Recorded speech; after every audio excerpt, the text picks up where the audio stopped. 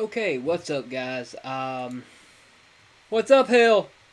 So as I said in a couple of my community posts, I'm going to be doing a Lord of the Rings RPG at the first of the year. Um, so I don't know exactly when yet, but it's coming, as obvious by my new layout for this right here. It's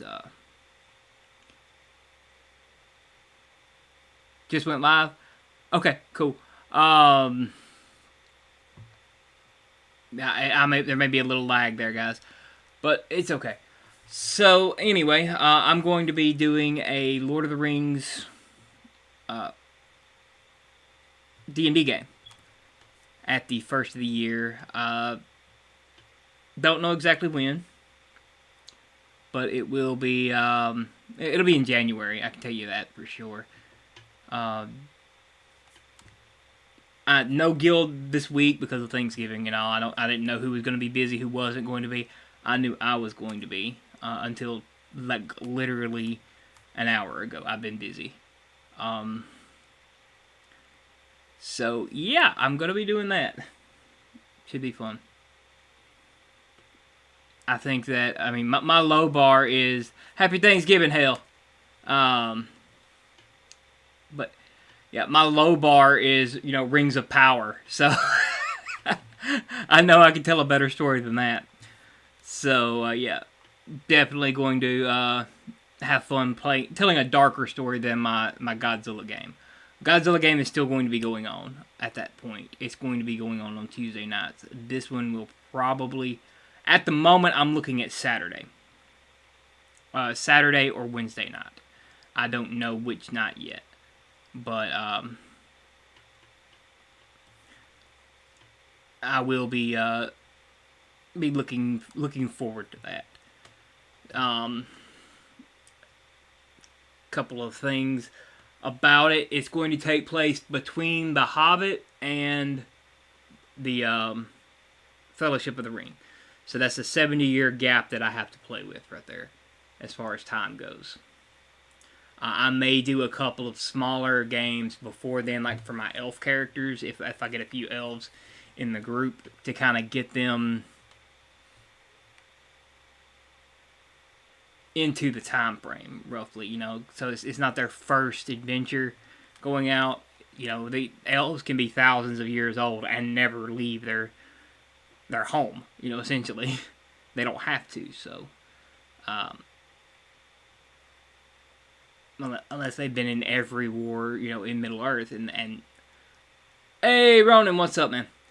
So but yeah, I've been reading through the Adventures in Middle Earth books, and I really love it. I'm loving the way that this book is laid out.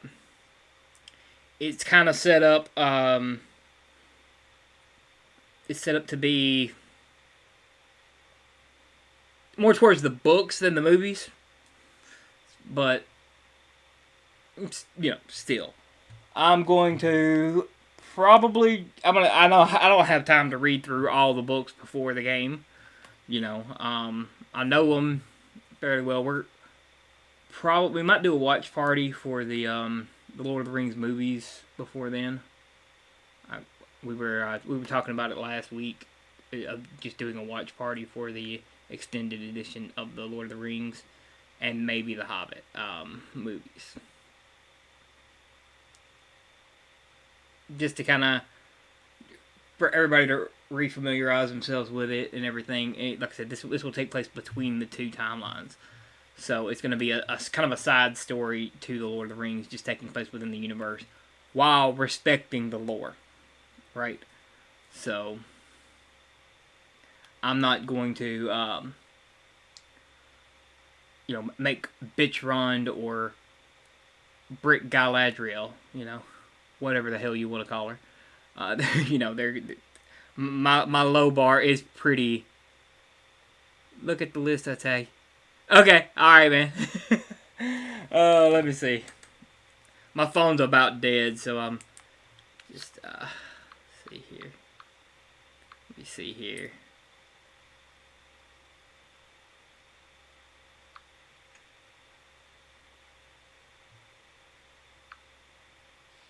Oh, there we go. Okay.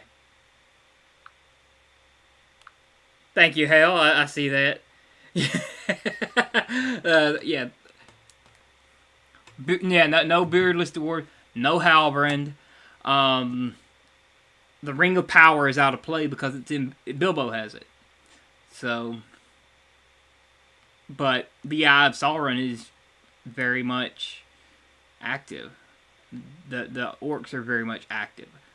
It's not gonna be weird like that. I mean, I had a huge problem with the Rings of Power, guys, and the more I've thought about it, the more it's pissed me off.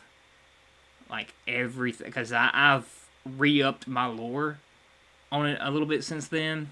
Like some of the stuff that was happening during that time, and doing that just pissed me off even more at what happened in that because I don't even think it was ignorance now. I think it was 100% malice. You know, ignorance and changing something out of ignorance and not knowing it is one thing, but I 100% believe they knew it. They knew what they were changing, and that pissed me off. But yeah. So if anybody, okay, you want to play Hell?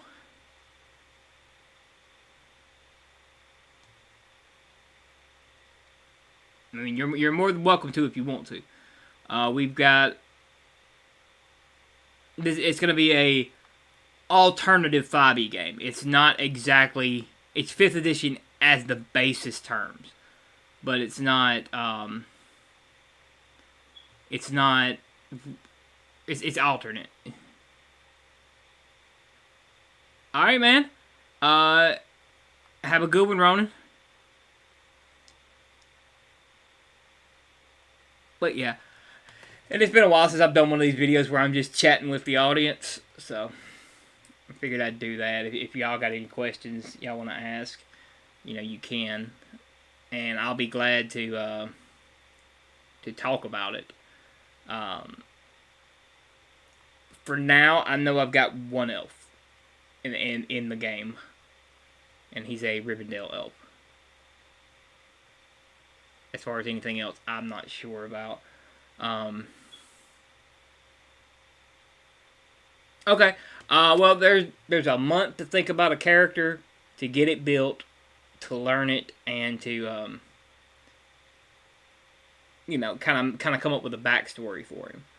So but definitely we're going to be I'm going to be utilizing the donations in a way. It's not going to affect the game for the players negatively, but if you guys want to help them out with donos, maybe giving them something that can heal their wounds, or enough, and an NPC might show up and help them, something. But the game is already bad enough against players. Like, it is brutal to players. I wish I was even kidding that.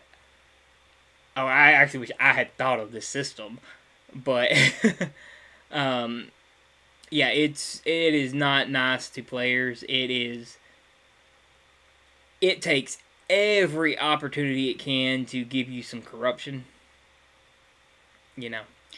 and I'm gonna play to that some. I'm gonna change some of the rules in it a little bit, but I'm not going to change all of them because I do like the corruption mechanic. It's a really unique addition to the game, so I'm going to keep that. But yeah, donos will slightly affect the game, but you cannot affect them negatively. You can help the players with your donations, not hurt them, because the game already does that.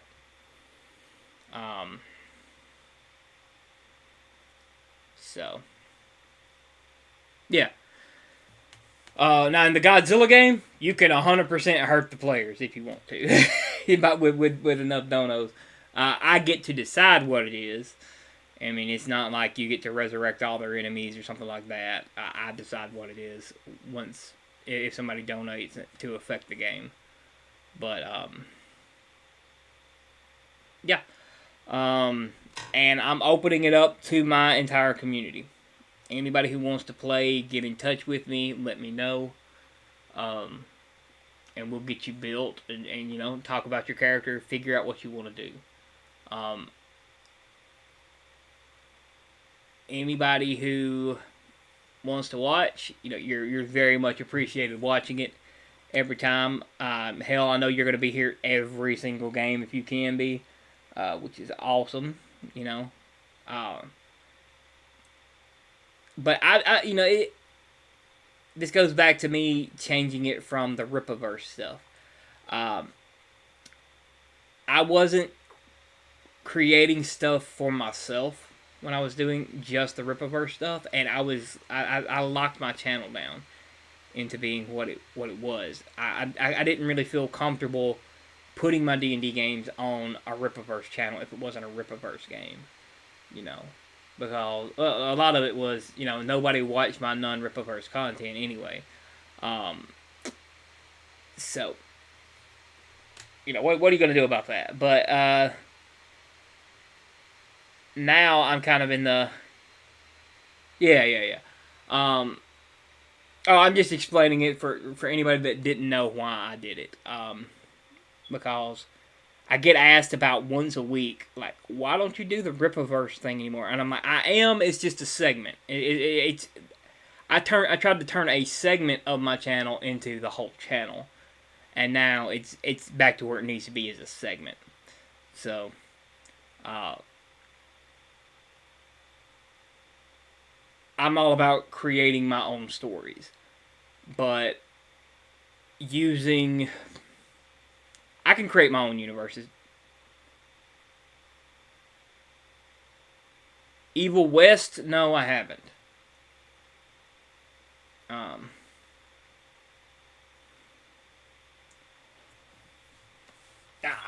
but I can create my own universes, but I also like to use pre-built universes. Like, right, it saves a lot of time on DMing a game when you already have the universe's rules and everything laid out. So I like using pre-built universes that have enough lore behind them to build a universe off of. Right, I can tell a story with Lord of the Rings because I know the universe. I know what people expect from a Lord of the Rings universe. I know what I expect from a Lord of the Rings universe. Okay, yeah. The only Western game I ran two Western games in my entire career as a DM. One of them was Werewolf the Apocalypse, Wild West, and the other was a Western a game where it was basically Earth but an alternate timeline where dinosaurs had evolved alongside man, so there were no mammals. It was dinosaurs instead of like horses. So yeah. But I wanted to do a video like Sunday night. I really did when I got off work, cause right when I got to work, I heard the news that Jason David Frank, the original Green Ranger, had died, and I wanted to do a video that night. But I was in shock that day, man. That hurt my feelings. I ain't gonna lie, cause I've met the dude several times, and he's one of the most awesome like celebrities I've ever met. Him and like John Rhys Davies was amazing too. Gimli from Lord of the Rings. But yeah, I was in shock about that one. Yeah. Well, what makes it worse is like he posted like a video like 25 minutes before it happened, and he was saying like where he was going to be the next couple weeks. With GameStop and all this stuff. I mean, it was like, wow, you know, what the fuck happened? Like in that 25 minutes of time. Yeah, Kevin Conroy as well. You know, that was a rough one too. But I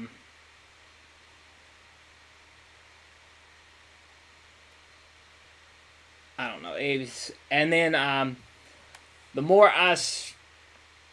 I spent looking into it, the worse it got. Like, just finding stuff. And it wasn't like finding stuff out about what happened. It was, I found Austin St. John's video about it. You know, the original Red Ranger. I found his video about it. I heard it from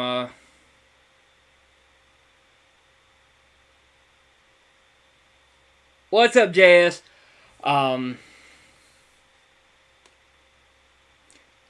Anything on pizza but meat is for groomers. Anything on pizza but meat and cheese. Happy Thanksgiving, guys. What's up, guys? So, but yeah, I mean, I was in shock hearing about like the original Green Ranger. Like, I mean, I know y'all can't. Like, I got a picture on my wall right there behind this poster. That I got at one of the conventions he was at, and it was just, I mean, it was shocking. But the more I looked into, I tried to find out what happened. I kept finding videos of the other Rangers talking about it, and I'm like, oh, this is breaking my heart, guys. I'm like, I had to get off the internet. But yeah. So back to the topic of the of the game. So yeah, we've got Godzilla on the Godzilla game on Tuesday nights, and we've got, and Lord of the Rings will probably be on Wednesday or Saturday. I'm not sure which one yet. But I will decide before the time gets here, and if anybody wants to play, let me know in Discord. Definitely let me know in the Discord,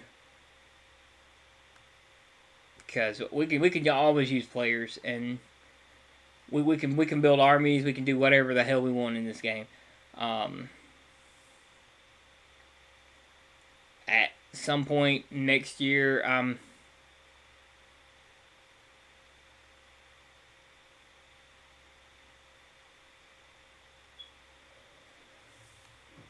yeah, so I just don't, like I said, I don't know what day it's going to be yet, but this game offers the unique opportunity to have several games throughout a week, and it'd be completely different parties in the same, going through the same timeline, roughly, instead of like, you know, having one party all together, or however I need to do it. I can do it that way, because of how massive this game is, really. Like, the map covers all of Middle Earth, and the journey phases of the game are they're very old school mechanic that they brought into this game. So it's kind of fun. As far as what I'm looking at, it's like, okay, well, this little square covers 10 miles, and I have to roll to see if anything happens in that 10 miles.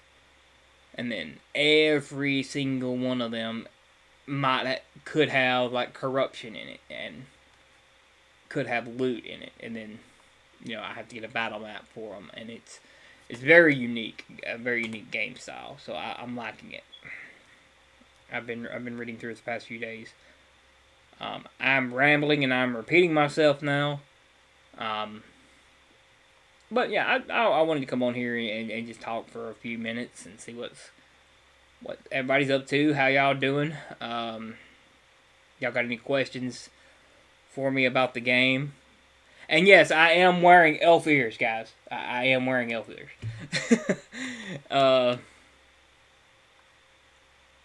In case y'all were questioning that. No, you were not seeing shit.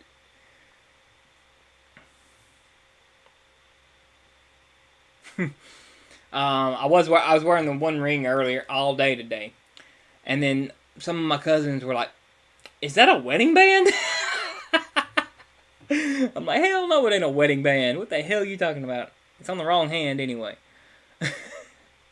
Like, it's the one ring from Lord of the Rings. I'm going to do some Lord of the Rings shit after I get out. After I leave the family stuff. But yeah. Yeah, but if anybody wants to play, yeah, you're more than welcome to. You know, if you got time, if you don't, you know, you want to watch it after it's done, that's cool. If Elon Musk opens up Twitter to be more video friendly, I will probably do videos over there too. I'll probably do some Twitter exclusive content starting next year.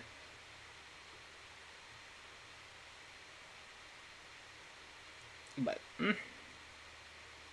yeah, how does my layout look? It's not too crowded, is it? This is just a talking one. I've got another one set up for the game itself, but.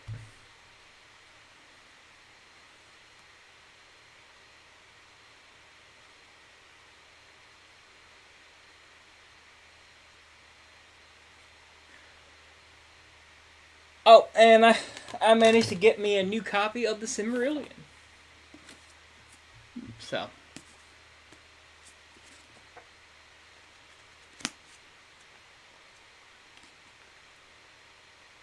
Yeah.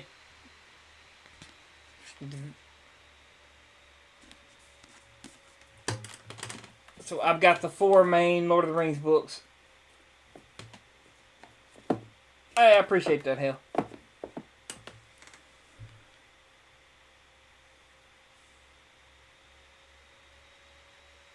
Okay. Yeah, that's cool. That's kind of like what I built the guild to be. You know, it's kind of a decent gamers thing. So, yeah. Yeah, I'm happy for you at everything. Hell, there. Get that shit. Get that shit built, man. Once we get some more Rippaverse books, I'm gonna be, of course, doing some more stuff with that. But yeah, short of the review, and we just gotta get some more Rippaverse stuff before I do that segment anymore. Oh, Guild will be back next week. The Guild's coming back next week, and then we're not gonna take it. We'll probably take another break right at Christmas. But other than that, you know, it's gonna be business as normal next week.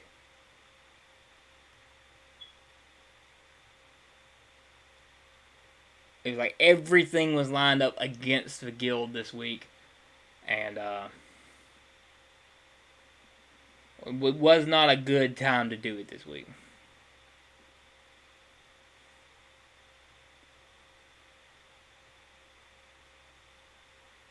Yeah, my camera won't fill out the frame because the frame's a rectangle and my camera goes as a square. But I can move that over right there. Let me see. Let me try to line it up with the center of the... There we go.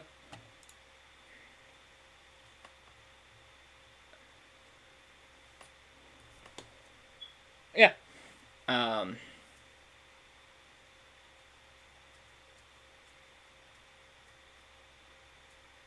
Norfolka. Yeah. Can't wait. Can't wait for that. Wait, child. Yeah. I've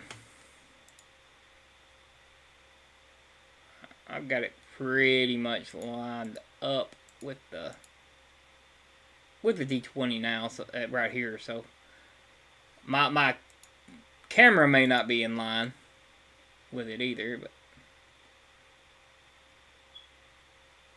I'm also sitting off to the side a little bit, so keep that in mind. Ah! The fuck was that? Oh! But I'm going to be doing some gaming on here too. Probably next week. I might try to play some Evil Dead again. That was a fucking nightmare trying to do it last week. Like my internet hated me when I was trying to play Evil Dead last week. It was not having a good... It was not having any of it. What? People sending me messages and shit on a Thursday night on Thanksgiving while I'm in the middle of a stream. The hell's wrong with people?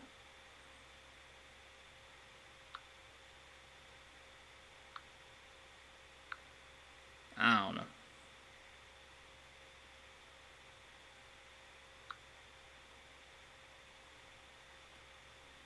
Let's see.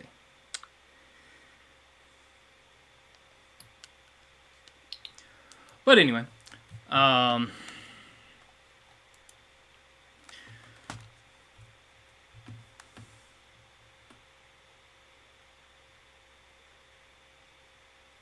what's up, DCC?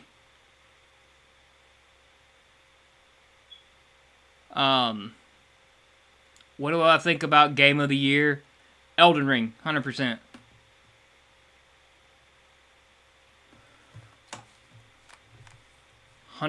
Elden Ring.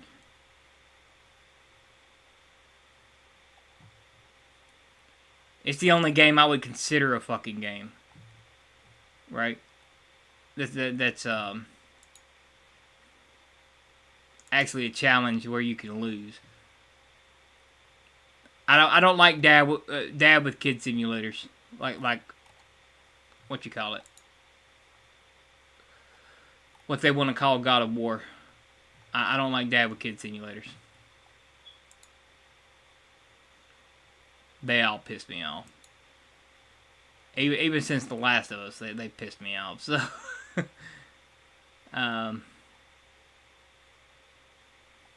not a fan.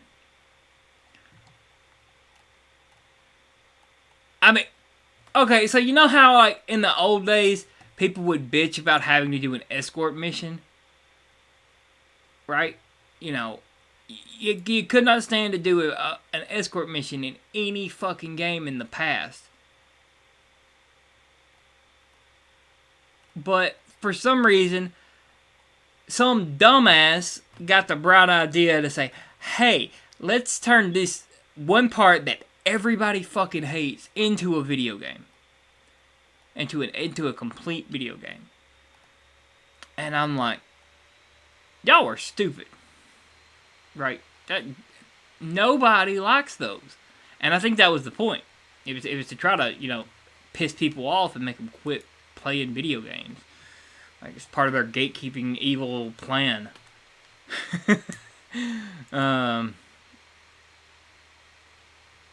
Yeah. I mean, it's just all part of the stupid ass, evil, maniacal, dumbassery plan to gatekeep us out of our own shit. Right? You make an entire game based around fucking babysitting. Like, what the fuck? And you don't even make the... I mean, and it started with Resident Evil 4. That fucking babysitter shit. Through most of the game, the fucking escort missions. Instead of fucking, like, Resident Evil 2, where you got, like, 5 minutes of playing... where you have to play as Sherry.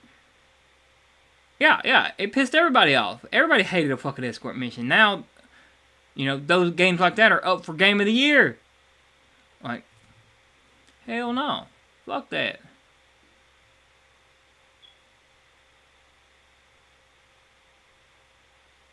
Yes, it's an endless escort quest. Exactly. 100%. Why does The Witcher 3 work? Because you're not babysitting Ciri the whole game. Ciri is capable of fighting on her own. Right? He's not right there with Ciri the entire game. You know? Boom. It's a fucking escort mission. That's why I never played The Last of Us 1. That's why somebody asked me my opinion on The Last of Us 2. I didn't play it. Because I don't like escort missions. Like, it pisses me off enough when they're in a regular game. Right? Give me a game where you don't have to escort a useless child and yeah, I'm pretty relatively okay with it. So,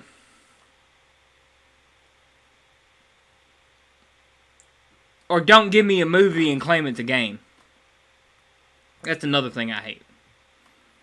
You give me, I mean, if I know it's like a movie style game going in, like say Wolf Among Us.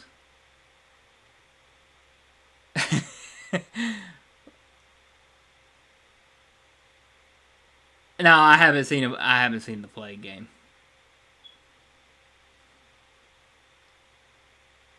But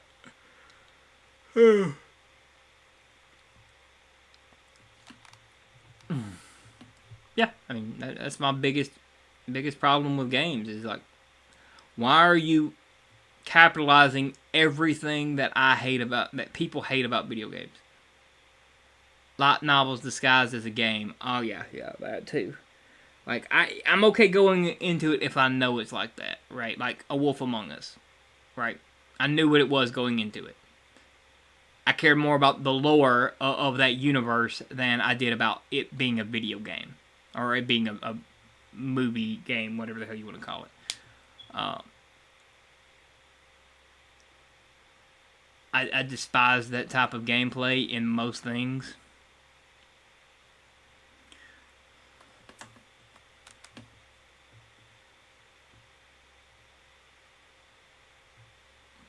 But,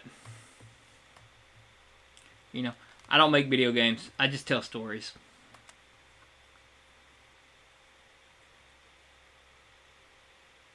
That's what I was put here to do. That's why I'm going to tell a Lord of the Rings story. My southern ass is going to tell the Lord of the Rings story, and it's going to be better than Rings of Power. That is my goal.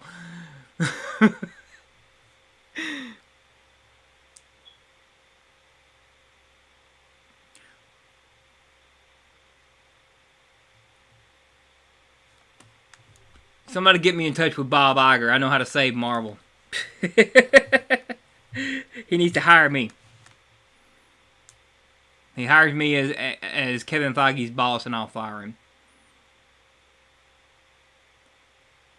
I mean, that's my low bar. You know, Tolkien, I'll never hit my high bar, which is Tolkien, but I do have a few stories lined up that I can, you know, that were very Tolkien inspired.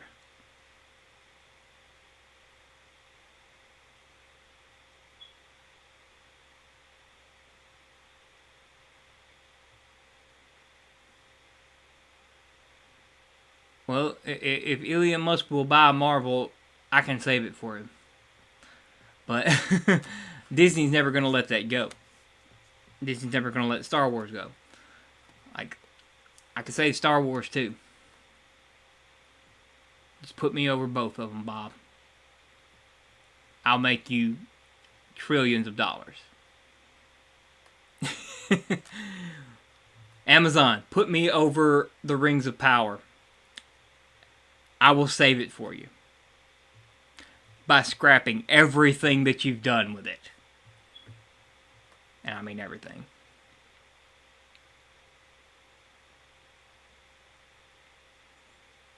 I will reboot that shit from the first stage. And nobody will remember it. You just have to buy me the rights to the Silmarillion. You buy me the rights to the Silmarillion, and I will fix your shit. Okay? But first, I'm gonna fire every fucking body involved with that abomination that you call a damn Lord of the Rings shit. All right? I will fire everybody involved with it. Everybody who thought it was a good idea, they're fired too. That's why I can't get hired in those kind of roles, in those kind of situations, though, because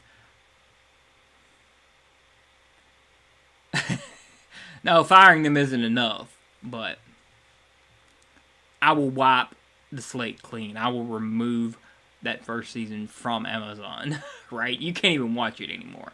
Like, you can't watch this abomination anymore. It's that bad. That I'm pretty sure that'll give you cancer. Watching that show too much will give you cancer. I'm pretty sure on that. Yes, I have.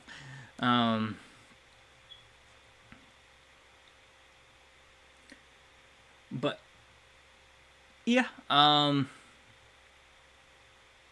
if you like Godzilla, we got the Godzilla game on, or you like anime style D&D with kaiju as the gods, then we got that game on Tuesday nights. And then coming at the beginning of the year, sometime in January, I'm going to start I'll probably do, like I said, earlier in the video, I will probably start doing them a little bit earlier, and I may do one-shots.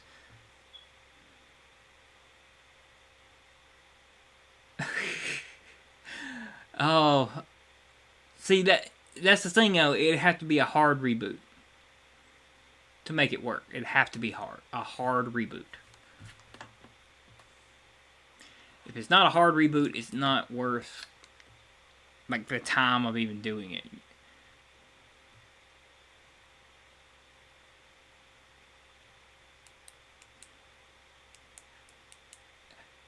While that would be preferable, Ogre, I couldn't do it. It's not legal, right? Like that's how you go to jail for a long ass time. Is that one right there? I mean, I agree.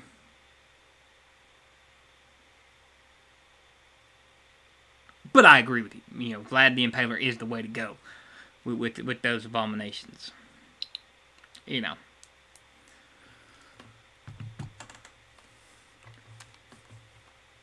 Cast it into the fire.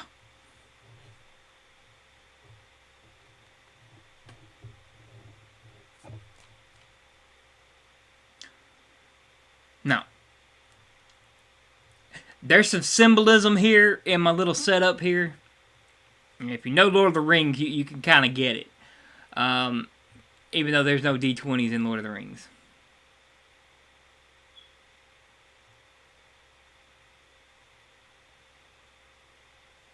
Yeah. I mean, make public executions legal again.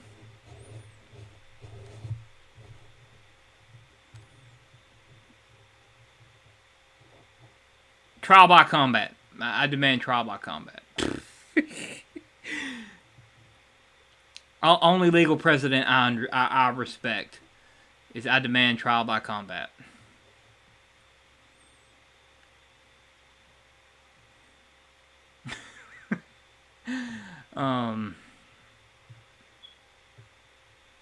Like, bring back trial by combat.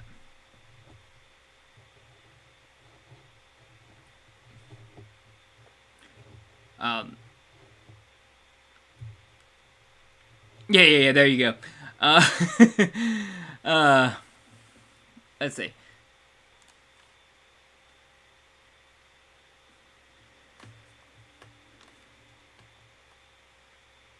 So yeah,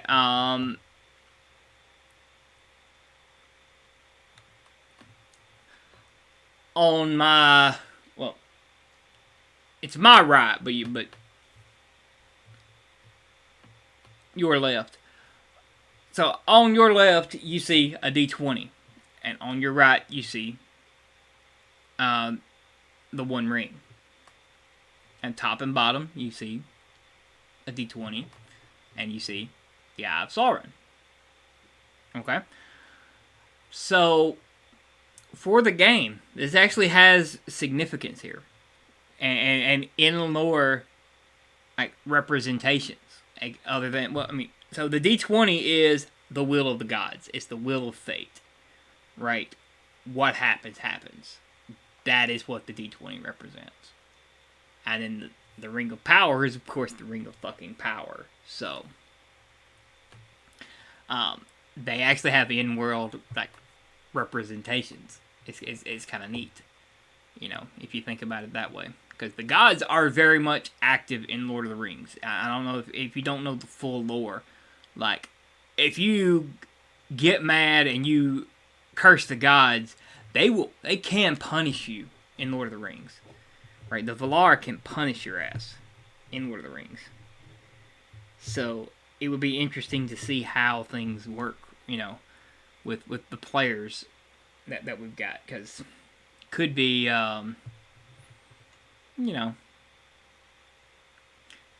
could be some interesting side effects from just my knowledge of Lord of the Rings, which I am not. I don't know all the lore. I don't know everything in the appendices and all that shit. The Untold Tales. I don't know all that. I don't have those books. I've got the Silmarillion, the Hobbit, and the trilogy.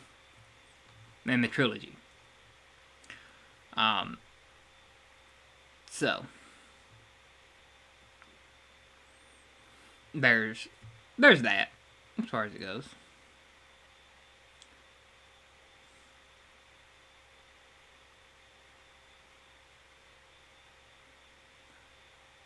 I'm working on it. I'm working on it. Right now, though, I do have, so somebody subscribes, boom, D20. Somebody donates, boom, Eye of Sauron.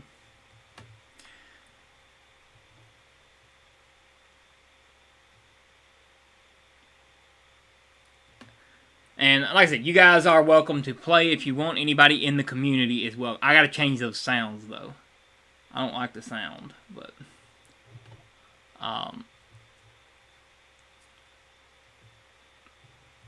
if you guys wanna play in the Lord of the Rings game, you're more than welcome to. Just hit me up on Discord. I'm not charging anybody to play. It's free to join. As you will.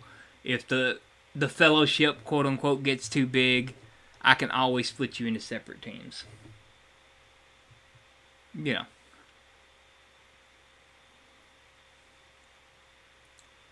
But if you've never seen it, there's a video, and it's let me see here if I can find it. I'll post a link to it if I find it.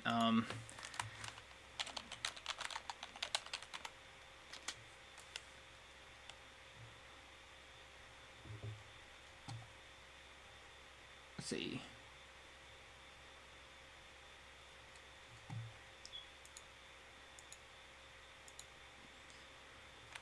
Somebody had basically broken down the Lord of the Rings movies into a D&D campaign, and it's fucking hilarious.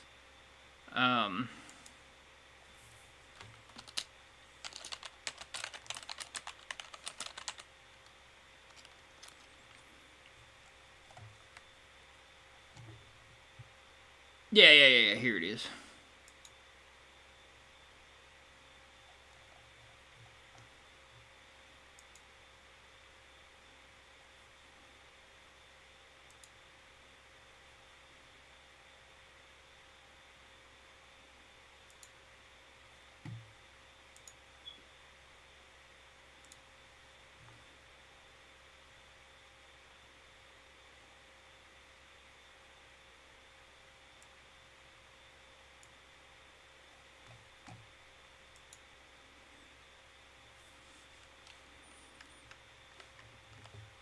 One second, guys. I'm pulling it up here so I can send it to you. I don't want to get hit with a copyright strike or anything like that, so.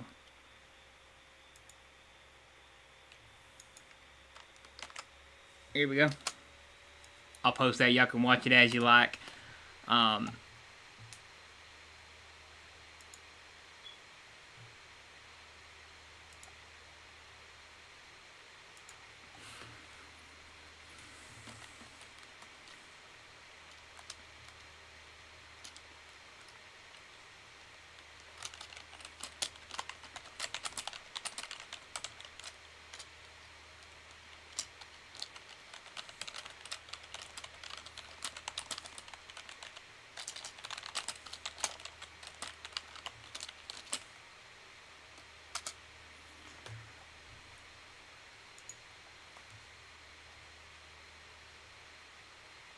All right.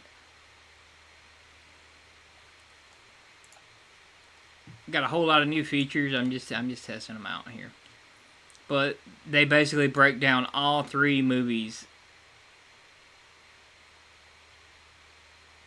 Yeah. Like I said, I've already got the kaiju game going, and it'll be on Tuesday nights. Yeah, it wasn't this Tuesday because I had to work. But any Tuesdays that I don't have to work at night, I'll be running them. Saturdays are pretty straightforward for me, so that's one of the easier nights to run. But there's always weeks like this week, which were, well, I'm not going to go into that, but into just how god awful this week has been. But I just did not have the free time on the other side. Right. I didn't get out of work until like 10 o'clock at night. Yes, it is, hell. And that's why I'm going to be running multiple D&D games on this channel.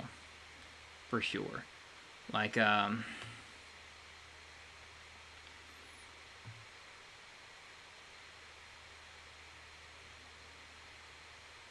which, shout out to A Drink with Crazy. He's got the Iron Age stuff covered, and he's probably got the biggest channel of anybody that started about the same time as like me and Boo Rad. So shout out to him. I don't know if y'all caught me on his stream a few weeks ago, but it was fun. But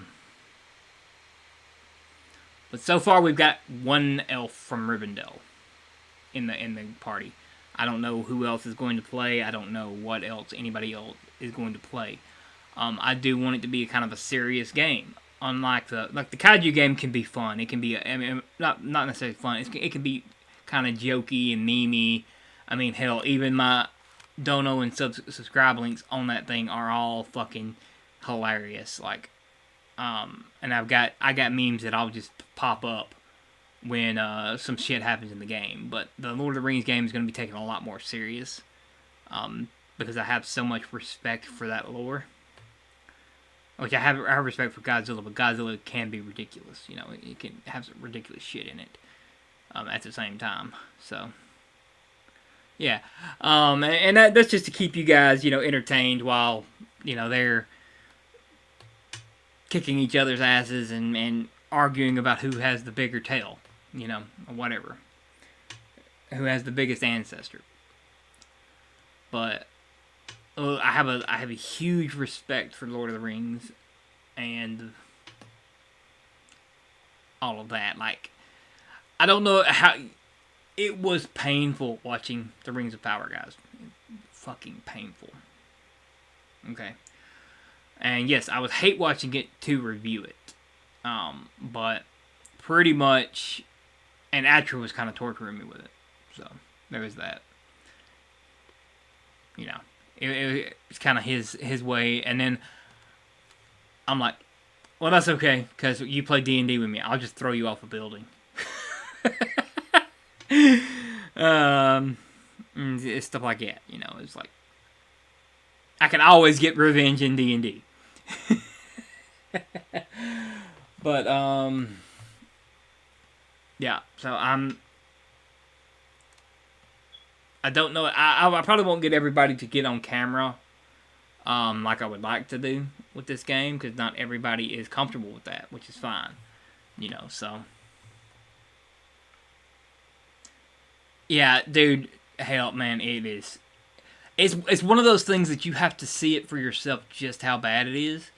But at the same time, I don't recommend watching it. I just watch a reviewer, right? Just, watch somebody else who has suffered through it. Not watch. They got great reviews of it, and then there was a couple others. I was watching one of them yesterday, actually. Let me see. It's a video called Patently Evil, part 1 and 2, and he's not finished with his full review of the series yet. He's got it like broken down. I don't remember the guy's name though. I just watched it the other day, though. Let me see if I can find it. But anyway,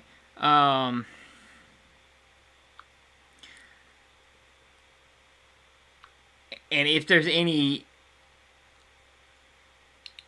D&D games that you guys want me to run, want me to try to run, or something like that, feel free to ask.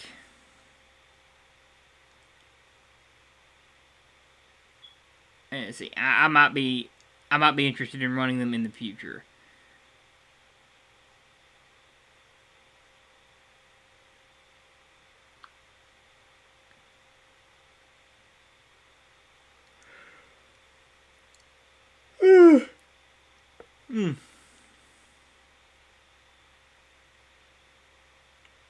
Yeah, I don't know what it is. I'll find it before too long. But what, did everybody just release a plushie the same day? Like Geeks and Gamers released one, Gary has one, the Critical Drinker has one. What the hell? Like, when did I miss that?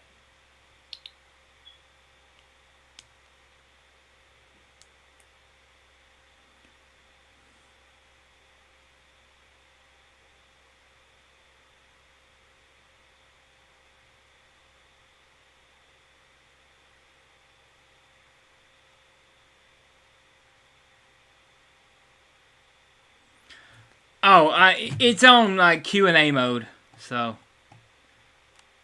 I'm testing my new features because I can't test them offline. So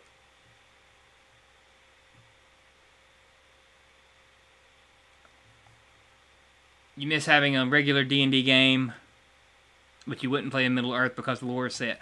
Okay, well, let me ask this: have you ever played in Faerun? Have you ever played in any of the regular D&D settings? Because the lore is set there too. Homebrew worlds are not what I'm talking about. But if you've ever played in any of the like Forgotten Realms or Eberron or used any of that stuff from them, then you've been doing the same thing. World of Darkness, the lore is set. It's the same thing. There are spaces between Tolkien's writing where you can have a little fun with. And my story is not canon. I know that. But I'm going to stay as close. I'm not going to break canon. Put it like that.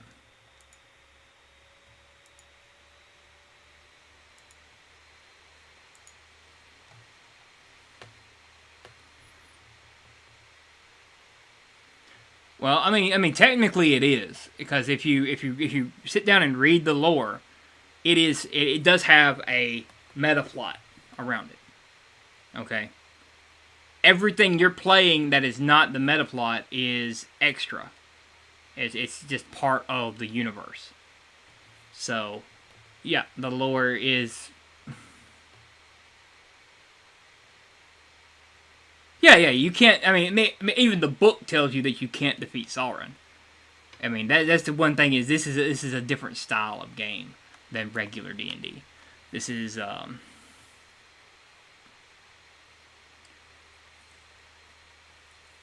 you might get noticed by Sauron.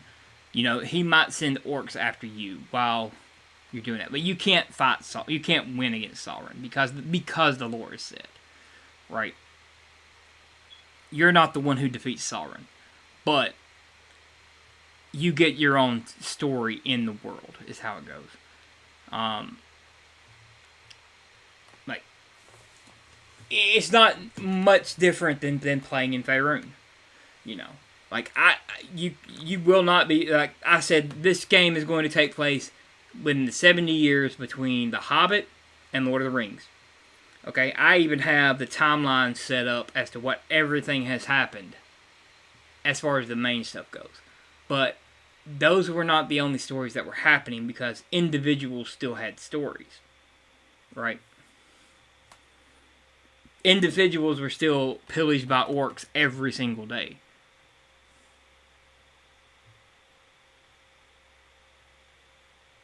I mean, They do if you play first edition of D&D, because everything after that is the canonical future. You see what I'm saying? Like if you play any of the older editions, then you're technically breaking canon by playing it. So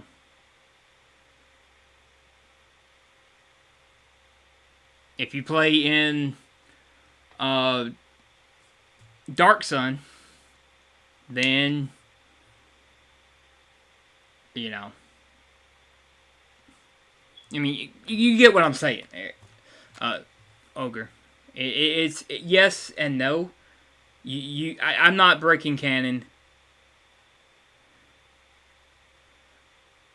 Right, that stuff doesn't exist back then. I'm saying, like, if you play it now, though. Like, if you go back and you play first edition now, right, the future of that world is already set and has already changed 3 or 4 times. Because of 2nd edition, 3rd edition, 4th edition, and 5th edition. 4th and 5th edition are a brand new, broken, shattered world where the canon doesn't make sense. But, you know, it's technically the same thing. It's just the only, like, the future of Lord of the Rings is the 4th Age, right? That's the future that's unknown in Lord of the Rings, is the 4th Age, right? So but like I said, it's a different style of game. You can't go, because of the setting that I have it in here, the One Ring is not in play, right? Okay, well,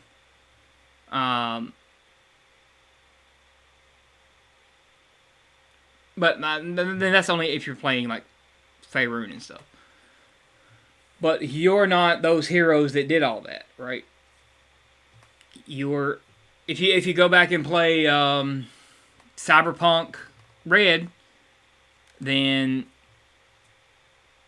2077 is the future of that world. You know, and they're about to release an Edge Runners game for supplement for it, so it will have 2077 within Cyberpunk now. But yeah, I mean, it's just, I like playing in worlds that already exist. There's less world building to do. Simple as that.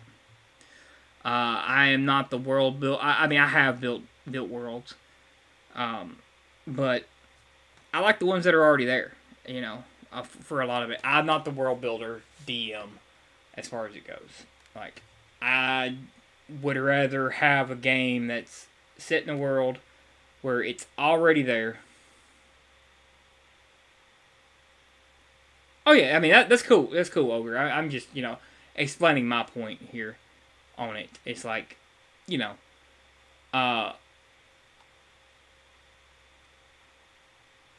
what's up, Jolly? My whole point is I can tell a better story with 0 production value than they can with $1 billion. Right? That's my point. I can tell a story in Tolkien's world that is pure fan fiction. Right? It is 100% fan fiction. It is the same level of fan fiction that the Shadow of War games were. You know, or any Lord of the Rings video game is. It's the same level of fan fiction as those are. The only difference is the production value. Like, I'm not spending anything for my production value. You know, other than time to prepare a story in that world.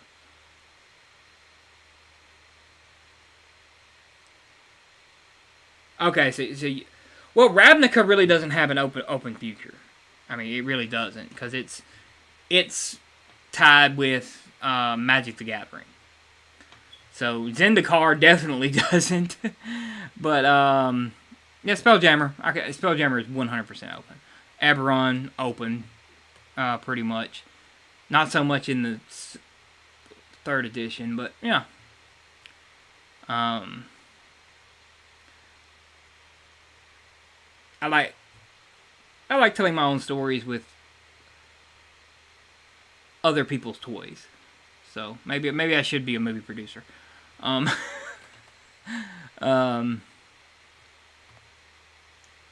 Because, like, I got the Godzilla game, but that's a completely open future one, right? It's so far in the future that mankind has become primitive again. Or, more so primitive. There's no humans in it in the Kaiju Born game. But the Tolkien game, like, I just think I can do a better job than the people who are writing for Amazon. That's my goal, right? Is to tell a better story than them, which is not hard. I've done it before. Hurting cats while doing it is a different story, though. Which is what DMing is. But yeah, I mean, that's all. My sheer arrogance tells me that I can do it. That it will at least be adored by my fans, right? The people, by my community. So I'm okay with it. I'll tell whatever fucking story I want with it. Of course, if you want to donate for it,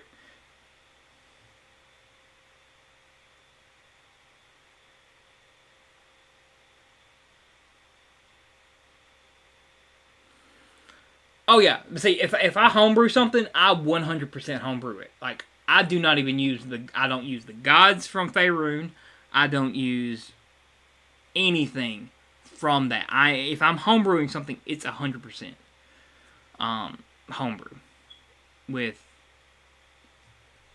the system being flexible or being more strict, right? I don't have to homebrew a Lord of the Rings game because it already exists, right? There's the One Ring, and I'm going to be using Adventures in Middle Earth,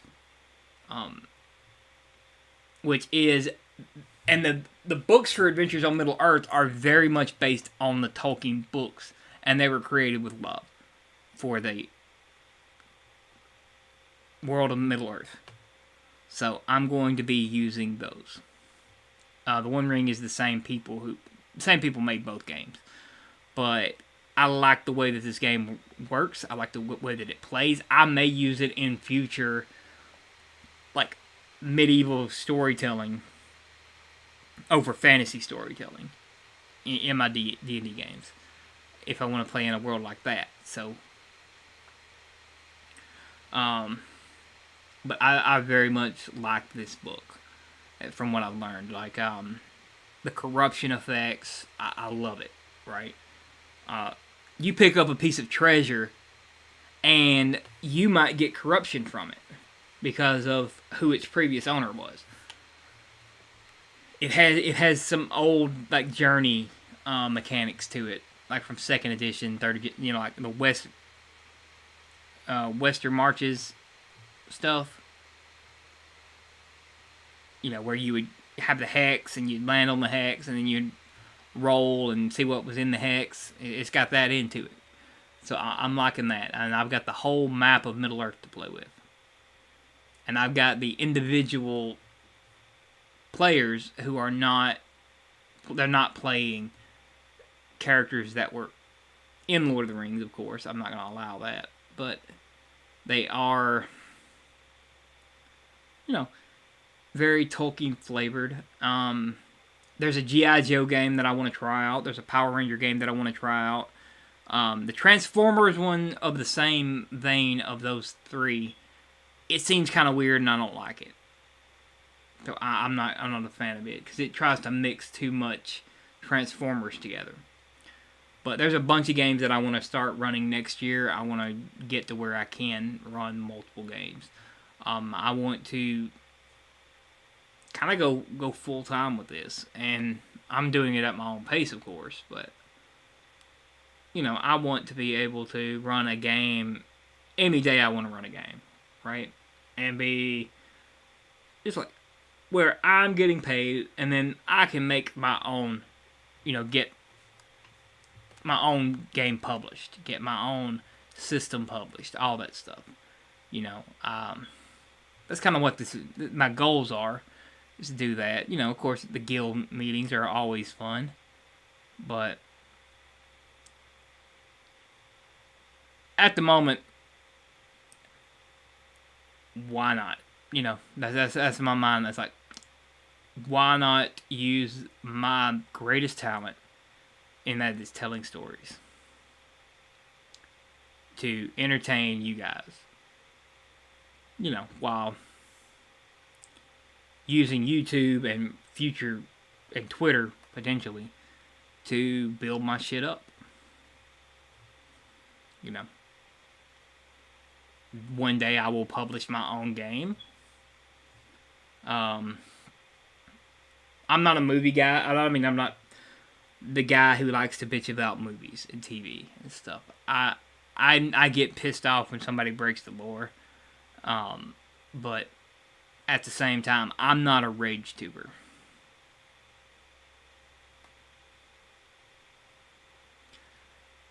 I mean, Ogre, I haven't either. That's why I'm doing. I'm gonna be a professional YouTuber who runs a D&D game. So, and even if it don't pay, I'm still, I'm still a professional cosplayer, right? I'm still. I'm not an author. I'm not a published author or anything, but I can tell a story. I can tell stories all day long. That is my talent. While cosplay is a skill that I have. So I'm just using my talent for good. If people want good stories told, that's what I'm going to do. If Hollywood can't give it to them, or Hollywood won't give it to them, then it might as well be just regular folks on YouTube telling a Dungeons and Dragons story.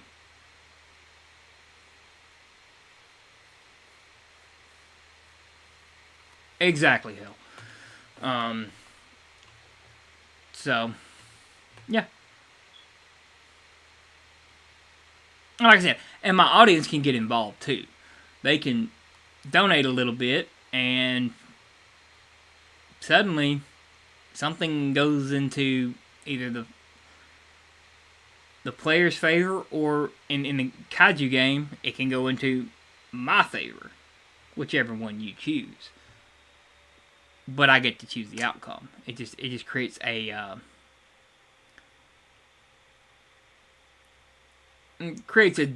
dungeon master intrusion, basically, on anything when somebody donates. So that'll be fun for the kaiju game. For the I said it earlier, for the Lord of the Rings game, anybody who wants to donate, they can donate to help the players, because this system is already against the players. Like, it does not like players messing around with Sauron's shit. Let's put it like that. You start doing shit like you would in a regular D&D game, and this game actively punishes you for it. If you are a treasure hunter, you are not a thief, right? You don't go picking pockets and shit like that. You start doing dirty shit like that, and you start developing shadow points, and you get more corrupt as the game goes. So that's how things have gone.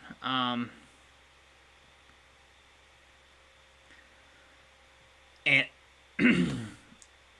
and I don't charge to be in my games. Like, I do not do that. If somebody wants to play in them, they can. I've seen people charge $30 a head on Roll20, $30 a seat per session to be in it, and I'm like, no, I'm kind of against that. So, yeah, it's not about making money; it's about entertaining people. So, about entertaining my community.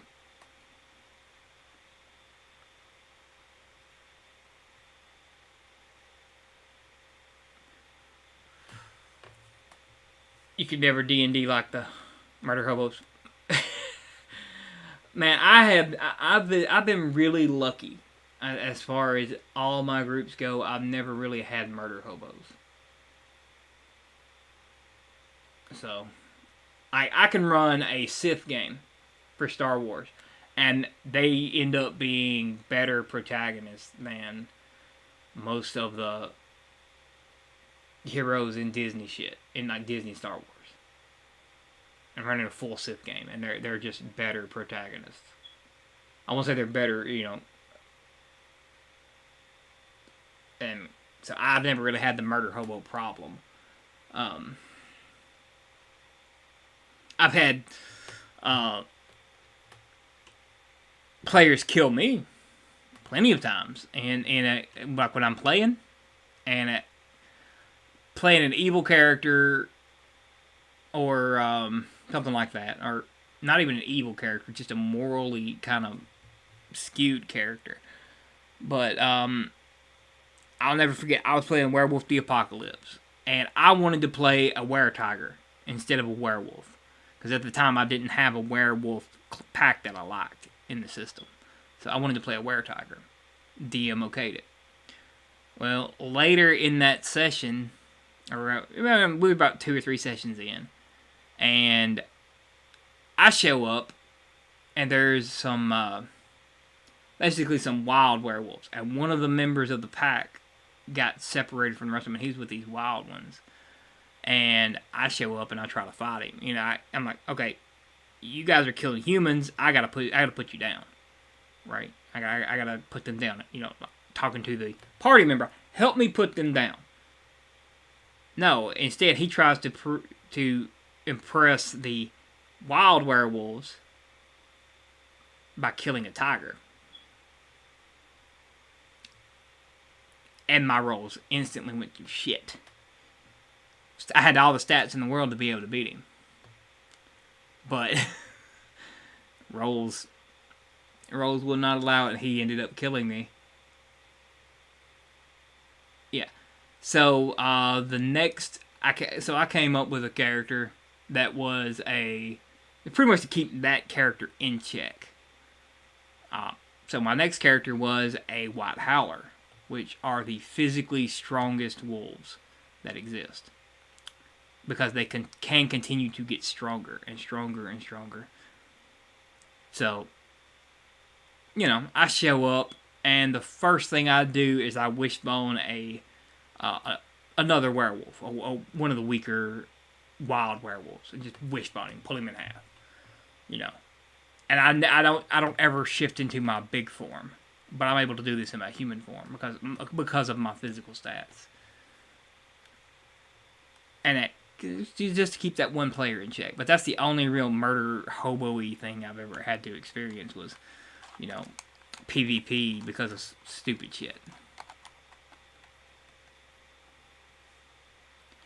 Yes, they did. But we were playing in Wild West, and me and the DM talked. It's like, okay, well, let's have one survivor from that time that was frozen in the Umbra, right? And wasn't ready to wake up and when the time is right, some shit like that. So we were breaking canon for that world. But, there's another way to get a White Howler. You take a Black Spiral Dancer and you put them at 5 points of purebred. Yeah, that's where the Black Spiral Dancer started from. But if you take them and you have them at purebred 5, okay, and you kind of separate them from their pack, where they don't walk the spiral, that character can become a White Howler. Because purebred 5 for a Black Spiral Dancer is, then cleanse them, yes. Yep. So, you cleanse them, or you keep them from walking the spiral the first time, but you get a White Howler that way. But what we were trying to do, we were trying to build our own world out of it, right? So something went wrong in the Wild West, and we had already been playing in the Dark Ages before this with vampires, so we were kind of building off of that. And my White Howler was from the time that the White Howlers existed. He was just misplaced in time because of like destiny. He knew that he was going to die fighting the worm. That was his. He had like 5 points in fate and 5 points in dark fate, right? So he knew that he was going to die fighting the worm, but he was going to try to repopulate because he was a man out of time in the Wild West. So he was very much, Braveheart era, and then you've got, or medieval, and then he's coming into that time period just to do the one thing that he's supposed to do, right? And that was to fight some big worm spirit in the Wild West. Well, he ended up breeding and creating more White Howlers for our future game, and this is a mistake that we made, because we were both kind of co-DMs is the way it goes, so we would work shit out between us, and I was running, he was running the Wild West game, and then I ran the next game. That's how it goes, and we were trying to build our own universe with it, but yeah, that one went to shit, and the next one went to shit. Not gonna even lie, we finished it, but it went to shit because of we had 2 players, and they were kind of set on destroying the game because they didn't like the way it played. They were older players, and they had only ever played one homebrew system for 30 fucking years. But they were kind of set on destroying our game. So, and they did it. They succeeded in their goal. So,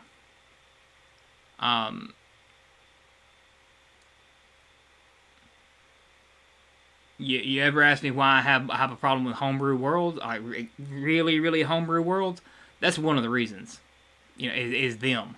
Because of, I played in their game one time, and to this day, I'm the only person that has ever survived their game because I only played one game. I quit after the first time ever playing with them. I didn't go back because there was nothing in this system that is set up for new players. It's set up for people who have been playing with them forever. So you might have to go through 20 or 30 characters before you're a fraction as powerful as one of their characters is, right? And you're going to be fighting shit on their level. There's nothing for new players. So you can't really get adjusted to their system unless that's the only D&D you've ever been exposed to, which is the case for a lot of people around here. This is a face-to-face game. But for a lot of people around here, they've only played their game, right? They've never played real D&D. They've only played that homebrew system, which is it's a mixture between first and second D&D, Call of Cthulhu, with the percentage dice. It's a weird combination of a bunch of games that's thrown together. And so, after playing in that, I decided that, one, I'm going to do my own thing. I'm going to tell my own stories. 100%. Like, I'm not...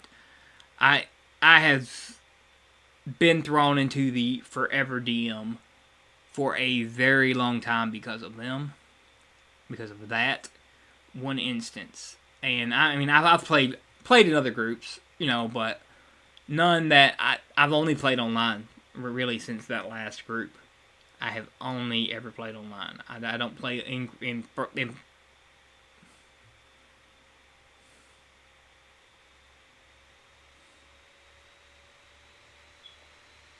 right, yeah. I'll get bored with a system really quick if I don't like it. Like, if I'm trying a new system and I don't like it, I'll get really bored with it. And you never know until you play it. But like, they spent 30 years playing this system that nobody understands but them. Not even the people that have been playing it for 30 years. And then anybody that tries to play another D&D game, they cannot get it. They cannot wrap their heads around the simplest D&D games because of this weird abomination system that this couple had. And really, if It was. I don't want to say it was a bad system. It was just a bad. It's overly complex for no reason. Like, example, and here's what I'm. So, upon becoming a paladin, right? You have to make a roll. This could be after you built your character, and it takes you about an hour and a half to build a character with their system, and that's fast. That's a fast build. Yeah, exactly. But like, so it was like you build a paladin. After you build the paladin, you have to make basically make a death save. Okay. Or your god's power destroys you. This is instantly after taking 2 hours to build a fucking character. Right?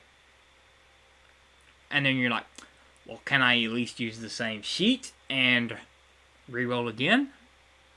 No. You have to reroll everything. And I'm like, okay. Yeah, that's not fun. And then they'll steal shit. Oh, yeah. I mean, it was completely retarded. But then they would steal shit from better books, right? So they have a whole collection of D&D books that they have stolen stories from. And they have converted to their system. Let me tell you. Not a good time. Not a good time. Because then you're sitting there and you're playing the game, and then you might hear a description and you're like, wait a minute, this is Curse of Strahd.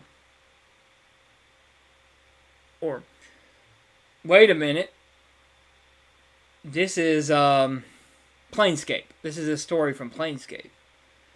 Right? So, I don't know, I didn't have fun with it, so. Some people do, but I can't after. I started with 3.5 is the game I started with. Technically, it's 2.0 if you count. It's second edition if you count Planescape Torment, the video game, as playing D&D.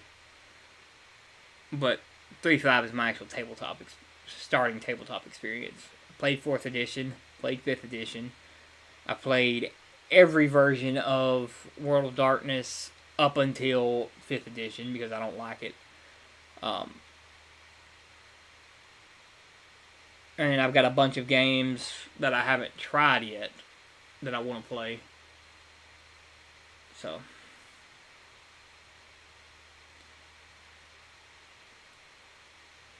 Yeah, I'm pretty sure if you check Reddit under D&D horror stories, you'll see you won't see any that I've posted, but you'll see some that I've been a part of. Just to let you know, like there are some D&D horror stories that I have been a part of. I know for sure one of them is on there because I heard it in a YouTube video, and I was the DM there.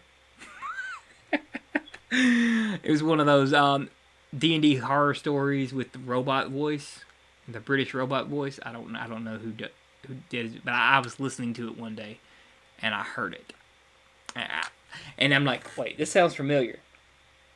Wait a minute, hold up. That is my story. Oh shit, who posted this shit? So I hit up another DM that was playing in my games. I'm like, hey, did you post a story on Reddit? And I seen the video. And he's like, holy shit, who sent it?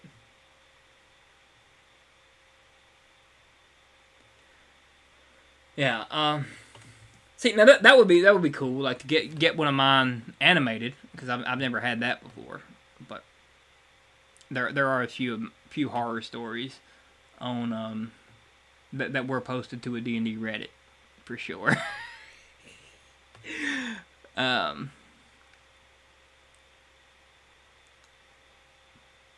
But yeah, and I've got a few of them to tell myself. I mean, I could make a whole channel just on me telling D&D horror stories, but there's already people doing that. The difference is it would be my stories. Um,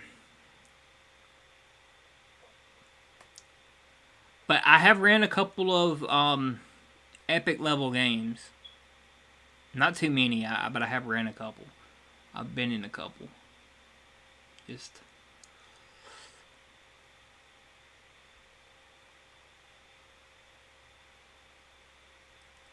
I just kind of, yeah, I just want to tell some stories, entertain people.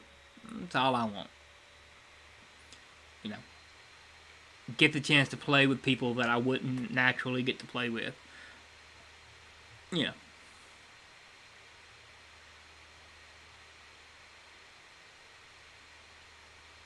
I mean that's fine too. Um I don't do a whole lot of voices, so I'm not like a voice actor or some shit like that. I do a couple, and most of the time I just forget to do them. But a lot of times I can get the voices down in my head for a character, and I know what I want them to sound like. Um, yeah. Um. Anyway, I've been on here talking for about an hour and a half. So I still gotta go eat supper because I haven't eaten since lunchtime. But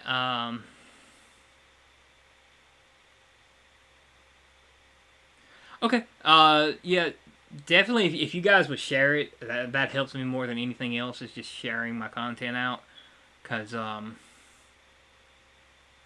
know I didn't share this to Twitter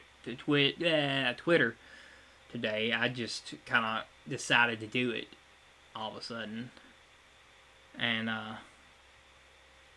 that's because I've been wanting to do one all week, but I haven't really had time to do it, and I didn't want to pop in here at